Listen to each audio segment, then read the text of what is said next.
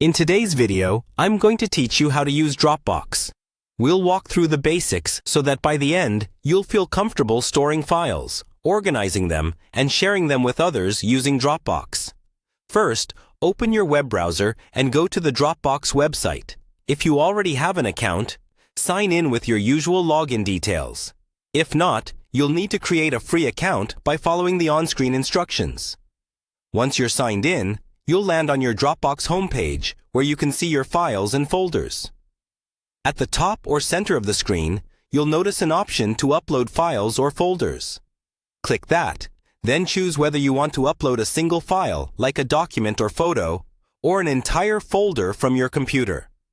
Select the item you want to upload, and Dropbox will begin transferring it to your cloud storage.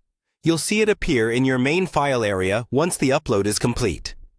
To keep things organized, it's a good idea to create folders. Look for the New Folder or Create Folder button, usually near the top of the page. Give your folder a clear name, something that helps you remember what's inside, like Work, School, or Photos. After creating the folder, you can drag and drop files into it, or upload new files directly into that folder while you're inside it. If you want to share a file or folder with someone, hover your mouse over it until you see a Share option. Click that, and a window will open. Here, you can type in the email address of the person you want to share with. Or, you can generate a link that you can copy and send through email or a messaging app. You can also choose whether that person can only view the file, or if they can edit it as well.